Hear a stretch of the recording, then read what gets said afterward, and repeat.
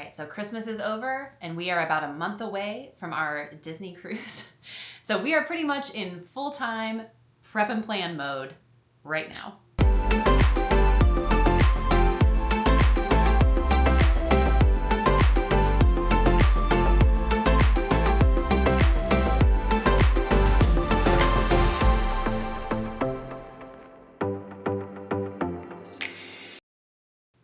In this video, we thought we'd just kind of go over some of our planning and preparations that we do for Disney Cruise. Yeah.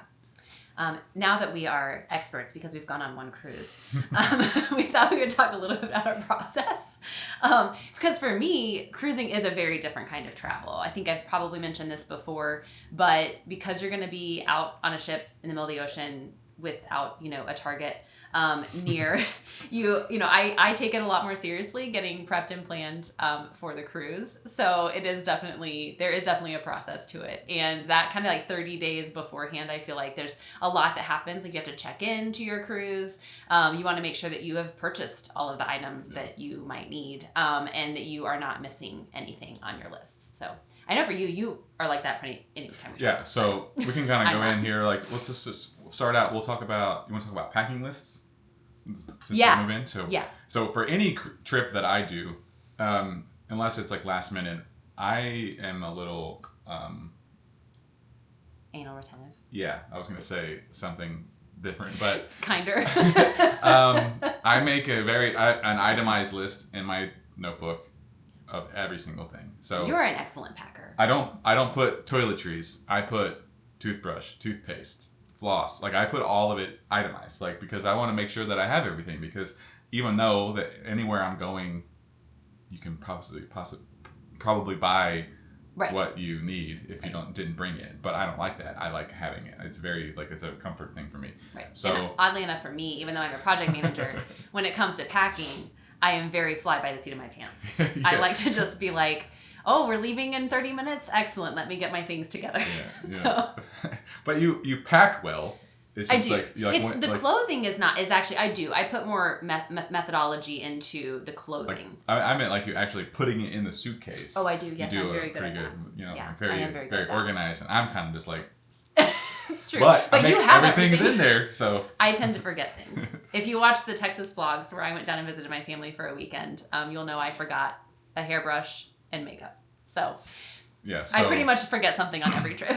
Itemized lists, very important, especially if you are going somewhere where, like a cruise, where you cannot purchase something, or if there is something that you do need and they have it at like the little store. in the stores, yeah. It's going to be expensive. And they're not open the whole time, because they're not open on port days, like when they're at port, and then they're also not necessarily open like all day. Like they have like not limited hours, but you know what I mean? They have like an opening kind of window. It's not like it's a 24-hour type, thing. So if you need something and it's 11 o'clock at night, you may not be able to get it. Which for me is why I do make lists for the cruise. And I do the same. I do it the same way you do. I do it on my phone, but I do like a line. Like I literally list out every single item that I am going to bring. Every single item is going to go in my suitcase. And then it does not come off my list. I actually use the Reminders app in my phone, because when you click the button, it goes away. Yeah. And I do that so that as I'm putting it in my suitcase, I'm literally taking it off the list. So I know like that in that way, like if there's anything left in that list, we have a problem, because I have, not included it in my suitcase.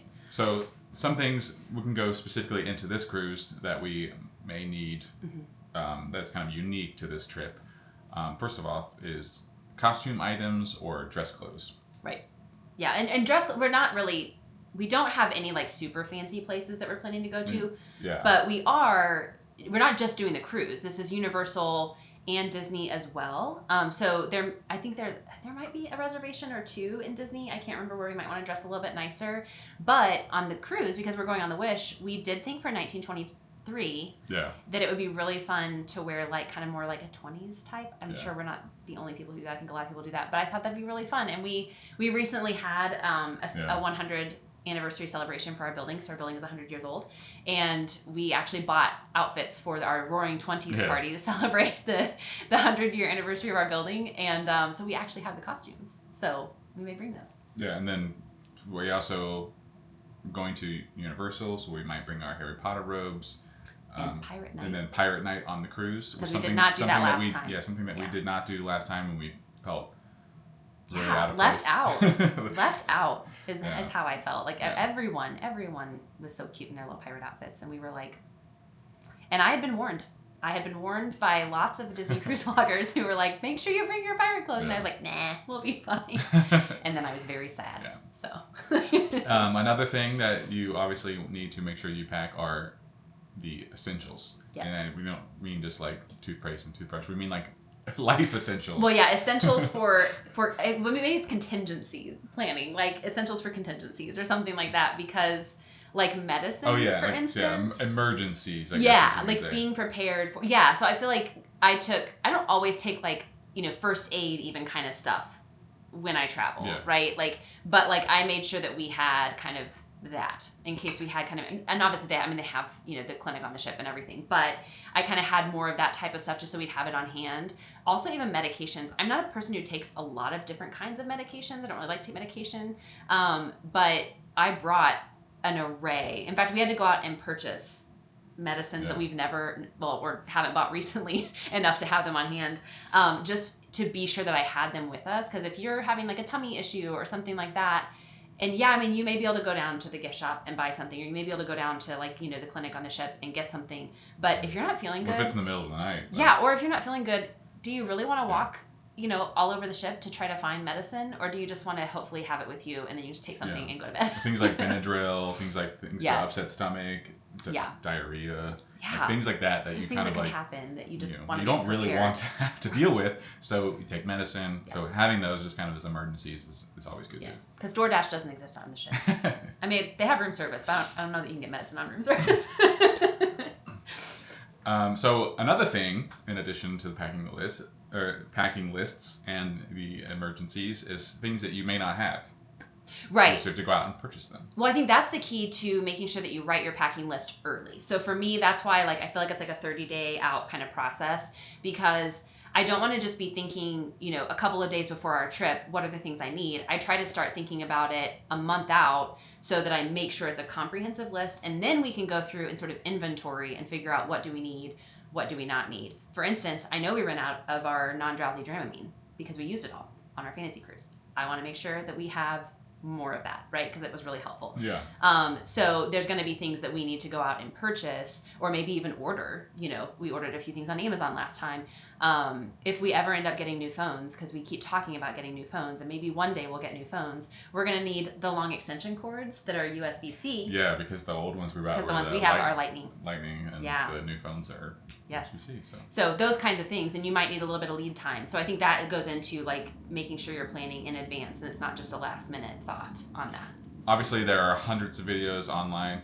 We made a video of it, but there are certain things that you may not think to need, like things that are special to a cruise, such are magnet hooks, those kind of things that help the light. Yes. That help. Yeah, our nightlight that increase the livability of the stateroom. Yes. Check out our packing video for like kind of the essentials of those like things that we really, found useful on the cruise, etc. There is one thing that we talk about in that video that I will make sure I bring this time, and that is sweatpants / joggers and hoodies, because there were numerous times that I was chilly. Yeah, in the middle of the ocean, in the middle of the night, it gets pretty cold. It can be pretty chilly, because we are going in a time of year that it's not July, it's not the dead of summer. So I will be better prepared for slightly chillier weather. It does help that we went on a cruise before. Like I know that it does. Experts, it was good learning. It was a really good learning experience, because there were times I was like, man, I really wish I had some sweatpants. I actually thought about. I almost bought some while we were there. I was like, just to be a little warmer in the evenings, especially. So definitely something we'll consider. The other thing that we have coming up is checking into your cruise, and that's something that sort of has a timetable on it. So very important. Want to make sure you get checked into your cruise. That is.